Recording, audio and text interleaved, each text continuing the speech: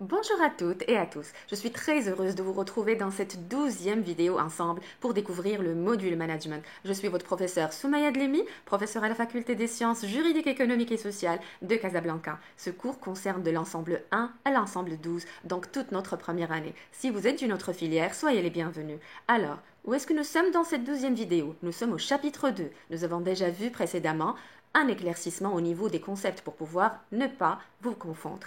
Maintenant, nous sommes au rôle du manager. Le premier auteur avec lequel nous allons commencer est Henry Mintzberg.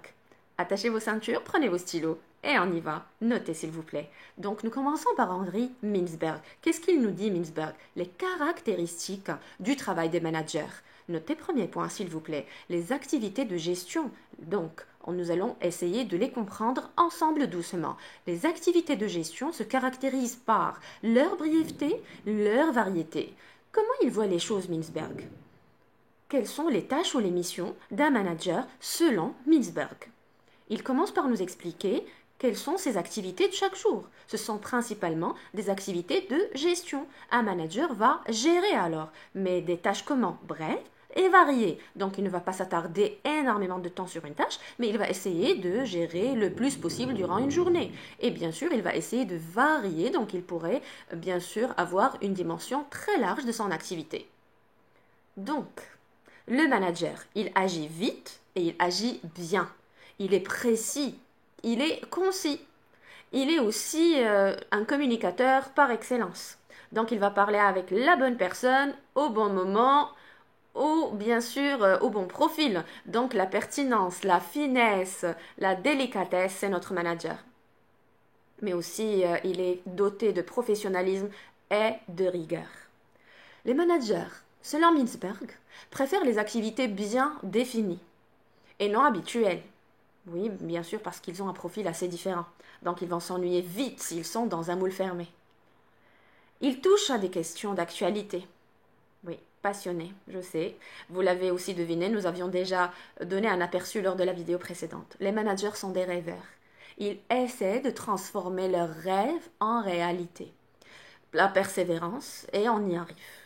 Des vrais managers, peut-être qu'il existe déjà un manager en vous et que vous puissiez vous retrouver dans ce que je dis. Si vous êtes passionné, rêveur, aventurier, et vous voulez absolument que vos rêves se transforment en réalité, peut-être bien que vous êtes dans l'action déjà, la transformation.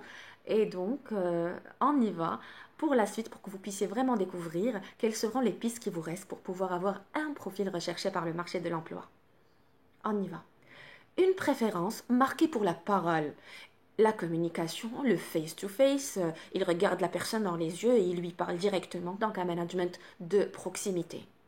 Il essaie de voir les réactions des personnes pour pouvoir adapter leur discours selon le contexte et la situation. Bien sûr, ils ont une intelligence émotionnelle et une intelligence comportementale. C'est clair. Ils entretiennent aussi un ensemble de relations qui sont assez complexes avec plusieurs personnes qui ne font pas partie de leur organisation. Vous allez me dire pourquoi? La réponse, elle est claire. Il essaie de développer du relationnel. Le manager n'est pas fermé, ne reste pas dans un clan fermé. Il essaie de s'ouvrir pour pouvoir avoir du relationnel. Pourquoi? Parce que c'est un capital clé. Vous apprenez de l'école de la vie. Vous développez une intelligence, comme j'ai précisé, émotionnelle et comportementale. Puisque vous avez des contacts, donc vous apprenez d'eux, vous êtes en échange, vous savez ce qui se passe à l'extérieur, l'état des lieux, donc vous n'êtes pas déconnecté, vous êtes à jour. Les gestionnaires, selon Mintzberg aussi, ne choisissent pas la majorité de leur activité. Il y a toujours des forces extérieures qui déterminent, dans une large mesure, leur emploi de temps. N'oubliez pas notre devise. Vous vous rappelez? Action, rectification, continuation. Donc, concluons s'il vous plaît pour Mintzberg. Le manager, il est orienté, quoi? Action. Et peu vers la réflexion. C'est vrai, il réfléchit, ça c'est indubitable, mais il est toujours dans l'action. Il est plongé dans l'action. Il n'a pas toujours le temps de mener une réflexion approfondie. Donc le manager, c'est un symbole de motivation, persévérance, clairvoyance.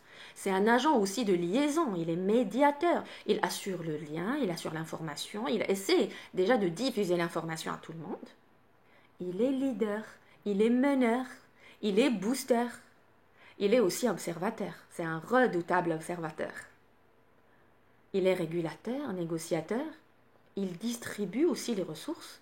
Oui, je sais, il est magnifique. Le magnifique, on a toujours besoin de ce profil-là et grâce à lui, tout le monde est performant. Alors, qu'est-ce que vous attendez? C'est le moment peut-être de développer ses qualités, peut-être avec du travail de chaque jour, du coaching de soi, du développement de soi, pour que ces soft skills-là puissent être sûrement dans votre personnalité et que vous puissiez être des redoutables managers. Des petits bijoux, des perles rares. Voilà, donc ici prend fin notre petite capsule vidéo. Je vous remercie infiniment pour votre suivi et attention, je vous donne rendez-vous très très vite dans une prochaine capsule vidéo avec la vision de Peter Drucker et Michel Crozier, toujours dans le chapitre 1, rôle du manager. Excellente fin de journée et à très très bientôt.